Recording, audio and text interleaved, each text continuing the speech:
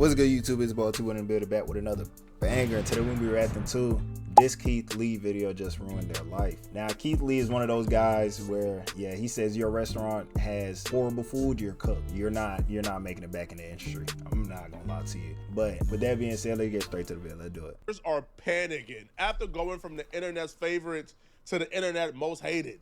And they're at a risk currently of losing everything they've ever worked for in the last decade after getting in the crosshair of Keith Lee today. There's this older black dude on social media who's been going viral for his food content. His content is pretty much him just pulling, the bone out the ribs and showing how tender the ribs actually are. Don't tell me you fucked this shit up. No. Well, they actually have an actual restaurant called the Smokehouse Destinations. And Keith Lee came to the Smokehouse Destination to do a food review. The review started off as a pretty normal Keith Lee review, but by the end of the video, Destination Smokehouse was public enemy #1. We'll get back to the video shortly, but I wanted to let you guys know this video is being sponsored by Kalshi. It's gonna be the temperature is gonna be for the day. Then I go on Kalshi basis. You can do so on Kalshi by clicking the link in my description and downloading the app and using code Flakko to get 10%. Anticipated video I've ever done. I gotta go back. In my hand is for you. And this, in my opinion, is the most anticipated video Me and my family are currently in Marietta, California. Dang, I went too far back. On your first deposit. Me and my family are currently in Marietta, California. And this, in my opinion, is the most anticipated video I've ever done. In my hand is food from Destination Smokehouse, with the Tenderism. My whole mission today to see, in my opinion, is the food actually Tenderism, or do I just love watching Unk? Let's find out together. I got it. Let's try it, and rate it 1 through 10. We spent $129.77. The customer service, my family said, was very good. This food was quick. It only took us 10 minutes to get it. Nah, you see Keith Lee, boy, you lock them doors immediately, boy. It's over with. You not... If your shit not hard, like you better make that shit yourself. If you're the owner of the restaurant that has the recipe, that knows how to make it better than anybody, you better make that shit yourself. You better show up and cook that shit yourself, because you're not getting past Keith Lee if one of your servers, one of your employees are making that shit and they fuck up. If they fuck up, yep. And Unk is here. But Unk walk around with 4 different security guards, which I fully understand because people probably bombarding him non-stop. So I'm going to show you everything I got, and we're going to try it and rate it 1 through 10. Holiday yams, mac and cheese, coleslaw, 2 orders of Texas toast, 4 sides of barbecue sauce, and a 3-meat plate. I got a beef rib, some oxtail, and some brisket. We're going to start with what I came me hungry, goddamn. I didn't touch it. I didn't do nothing. This is how it came. He goes through the food review. He gives them, a pretty great score. The food tastes amazing. But it's the end of the video that's getting a lot of controversy. So at the end of the video, Keith Lee had about $4,000 he wanted to donate to Mr. Tenderism, right? This is an older black dude, who's been making content online. He's everybody's favorite grandpa online. Keith Lee wanted to give him some money. However, when Keith Lee went to give him some money, something takes place at the restaurant that makes Keith Lee leaves without actually getting the meat or give the $4,000 tip to Mr. Tenderism. Sweet, cinnamon, a lot of spices and flavors. 8 out of 10. For me, the standout was absolutely the oxtail. But past the oxtail, the standout is Unk. Not only, in my opinion, is it extremely hard to get people engaged like that, to show your true personality, to be yourself, no matter how fast things take off in the space. I don't think he intended for it to go the way it's going. I think he just wants to show his love of food and his love of what it is that he's doing. I'm personally taking $5,000 out of my own bank, and we going to say happy holidays to Unk. So, update. We could not get to Unk. Security said it was over with for the day. They said that he was filming something. I believe he was filming a podcast. We had $5,000 in cash, or $4,000 in cash that we was going to give him a hand. They didn't take it, so we're not only going to take this money and feed some people, but we just going to do what we feel like we're supposed to do in the community with. And as always, after this, I pray and hope that they continue to reach their Hey, that's real. God bless you. Have an amazing day. Y'all be safe. The ending of this Keith Lee review. Bro, come on, bro. Ain't no way, bro. Y'all finna hold that over Unk's head because of that, bro. There's no way y'all doing this, dog. There's no way. It's not that serious. It's really not.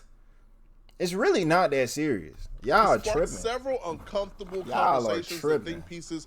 The first think piece was, oh, they too good to meet Keith Lee. Oh, wow. Oh, wow, they selfish. They not as nice and wholesome and family-oriented as they are in these videos, which, from my perspective, bro, dudes filming a podcast, Keith Lee could have waited, or he could have, you feel me? Like, if he really wanted to, he could have waited until the podcast was over. I don't know.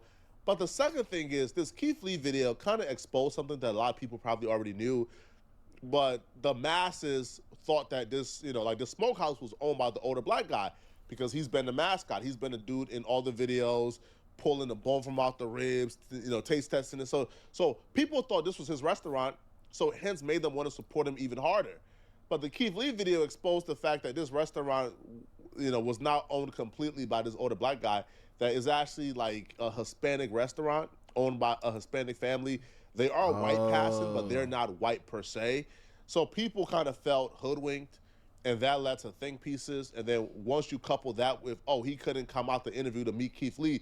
They're basically using a mascot. They got the black guy being the mascot to make it look like it's a black-owned business for black people to come in, support as much as they do. Because, you know what I'm saying? Black people, you feel me? If you got some shit and it's on the internet and there's like a person with a good following or some shit, like your shit get posted on the internet for some funny shit, your character, whatever, and you're black, you gonna have some black people go for that shit. You gonna have some people supporting that shit. The same way they did with Unc. He showed his personality, they're fucking with him. But that's not his shit.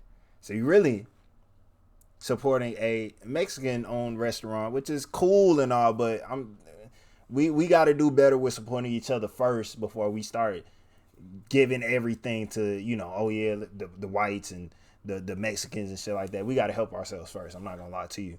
So, black-owned businesses, you feel me? Support them more. Facts. They thought, older dude is being dragged to do these, interviews and these several things for like a business that he don't own. He's being exploited. Conversations about proper compensation began to go viral. And essentially, at the end of these discussions, people began to say they don't want to support the restaurant anymore because, Keith Lee Exposed is not black-owned and how they treated Keith Lee. Finding out that Tenderism destination was not black-owned was not on okay, they still bullshitting, though. 2025. They still bullshitting, though. Come on now. Me, as somebody that talks about generational trauma. Generational trauma because you think this man got a job. Yo, chill. It's crazy. Yo, black folks like this will talk you out of a good situation, bro. Don't listen to him, man. And reparations. For everybody saying, what? I don't see the problem with it. The fact that this man was able to grow a business is exactly what slaves did in this country. We picked cotton. We made the U.S. billions, and then they gave us our freedom. Sometimes these people are ridiculous, man. Sometimes I feel embarrassed for you know what I'm saying, the shit that be coming out, my people's mouths. Yeah, it's not it's not always the greatest. I'm not gonna lie. Even though the shit that she's saying is true, obviously, slaves had to do this and do that. Not the business part, but they had to do this and do that. That's slavery. We knew what happened. But the way that you're tying it to this is just like, bro, it's embarrassing. It's like comparing a 9-to-5 to slavery. First off, you don't even understand the framework of their working relationship. But let's just say he did have a 9-to-5. Don't listen to unemployed people online. They would have you crashing out and making bad life decisions. So let me get this straight. This dude, if he is a 9-to-5 employee, was a 9-to-5 employee before he came on the internet. Was a 9-to-5 employee before y'all knew who he was. Was they taking advantage of him when they was paying his salary and paying him to work and giving him a job before he became internet famous? Was it exploitation then? But it's exploitation because he's online working for the business and promoting it. I don't feel like this is exploitation at all. I feel like, if he proved his worth, then you come to the table and you ask for equity where it is. But to say, because he's not the owner 100%, the owner 100% is not his business 100%, that they are exploiting him is crazy. Where was y'all at when he needed a job? If he could have found a better job than this, he would have had a better job than this before the internet. But the fact that he didn't, these were the people who took care of him before y'all knew who he was. But now y'all found out who he was. Now y'all want to give y'all 3 cents and have him turn on the people who had his back before anyone of you guys knew who he was. Y'all are out of your minds. Y'all are literally insane. And now we're still fighting for reparations in 2025, while every other nationality that has ever been wronged in this country has pretty much received some type of reparation. If this man does not get his own business, I will know that this is set up by design, because I'm not trying to be rude. Other than owning the business permit and being a renter of that building, what does the owner do? I didn't even know there was a different nationality in that building as far as ownership or who could be working on something. So part about giving black people equity back. But wouldn't we say this is a little bit racist though? Like a little bit. We're garnishing their whole establishment because they're not black. That's a little bit. You know what I'm saying? That's a little bit racist. I'm not gonna lie to you. That's a little bit racist. We're garnishing their whole, you feel me, everything they earned up until this point. Not even because the food's not good or anything. It's just because they're Hispanic. Yikes. That's crazy. That is allowing them to have money and investments in things. And if all that man has is a job, I'm not okay with this at all. They did an interview with Willie D so they could speak on everything, including whether or not he's an employee or an owner, as well as the Keith Lee situation. And I'll be real, bro. Hearing these people kind of speak on this really made me feel bad for them, bro. Because at the end of the day, man, they just running a business, okay? And if Keith Lee showed up unexpected, if Keith Lee showed up when they wasn't really expecting him, sometimes you're cooked if you're not ready. Treat Keith Lee better than they would treat anybody else and stop the podcast Ben had scheduled, I would assume, for a while now, and then leave the podcast to go cater to Keith Lee. Yeah. No, because they wouldn't do it for anybody else, right? But because of that, they're now getting more hate than I think they've ever expected in life. So really solid. We were like 3 weeks out from planning it, and a lot of hiccups happened. We were so they're Hispanic. Today, but when we were doing it, we were just totally locked in. So I found out at the end of it was only 30 minutes too. It was a 30-minute podcast. Mm-hmm. So at the end, our head of security / host, Josh came over. He was like, "Hey, Nick, man, it's like some guy came, and he was trying to meet Walt to give him a $5,000 tip." I was like, "Oh, that's kind of weird," because we've had like streamers come in, trying to like come in and get weird content. So we love the exposure, but we don't need weird exposure. So he took it, and he didn't know. That was another shocking thing. Me, my friend Walter French, who was off camera, and then one lady who was working that day are the only 3 people in the restaurant who knew who he was. And I was in shock. I didn't even know it was Keith Lee until like 15 minutes after I heard about the tip. So as soon as I got the idea, I started messaging him, and I went out into the parking lot trying to find him. I was hoping he was going to be at our restaurant when we were in Hemet in our original location. I know who he is. I'm a food guy, and I'm on the internet all the time. I do all our social media, so I'm well aware. And it would have been a great boost to us in Hemet, you know? I figured he just never came because the level that we're at now, he likes to help out businesses that need more exposure, you know? So, but I would have been, if I would have known he was here, I would have probably asked Edie to stop for a few seconds so we could go over there. That's what I would have done. This dude don't really strike me as like as a colonizer, if that makes sense, right? Like you could smell the colonizer blood and the spirit in somebody, but this ain't no colonizer, bro. Like this is not a dude that I would say is like a mean spirited. I mean, look, Hispanics, like even though he don't look Hispanic, Hispanics are like you feel me, the brothers. They are the brothers. They're like the distant brothers. You know what I'm saying? We got different moms or we got different dads, but we got the same, you feel me, father. We either got the same father or mother. We got something. Cause how the Hispanics be locked in with the black folks be like these, boy, them motherfuckers be like these, boy, I swear. Shout out my Hispanics, man. I got me a couple Hispanic friends, man. They cool as shit, no cap. Human being. All right, now he a little clout thirsty, right? He a little clout demon, but like he not a mean-spirited individual from my perspective. But yeah, I don't believe that they should have treated Keith Lee any differently. But if y'all had a podcast going on, stopping the podcast with any means to go ahead and talk to Keith Lee when you already had him there, no, that's disrespectful. Finish up your podcast and then go talk to Keith Lee if Keith Lee is still there. Facts. But apparently Keith Lee being unwilling to really respond back or link back up with them or have any type of conversations kind of shows that Keith Lee is salty that they couldn't link up with him, and he's still kind of mad at him, which I don't know why, right? If they were filming a podcast, Why are you upset at these people for filming a podcast, right? So they addressed the I wouldn't fact say that Keith after they Lee got was done with Keith Lee, they addressed the mad or anything. No. the old man is being taken advantage of narrative. And here's what they had to say. The first person who actually brought it up was actually the old man before anybody asked about it. And then we talk about this here, because just misunderstand. It's 2026. We gonna clear everything. Now, in back, I want to let y'all know something. I lived too long, somebody taking advantage of me. That part of taking advantage of me, there's a lot of things people can do in life. That's not something we do here at Destination. This is one in the nation. Yes, sir. I remember just like the same two people on this podcast right now is the same two people know something about Destination. But see, the media just get off and run with the negative stuff, and I tell him all the time, don't be feeding into that negativity, because they ain't not just somebody trying Nah, that shit was a smack, boy. divide and conquer. People want to know, like, what you're doing so much to help this brand, do Walter have, ownership or equity in a Destination Smokehouse? Is that something that you can share? Everybody's business ain't nobody's business. But this is how I put it. I'm telling you that. It's because it's my business. It's whatever. It's Nick's business. That sharing your business, all of this here, we just have Destination One in the nation.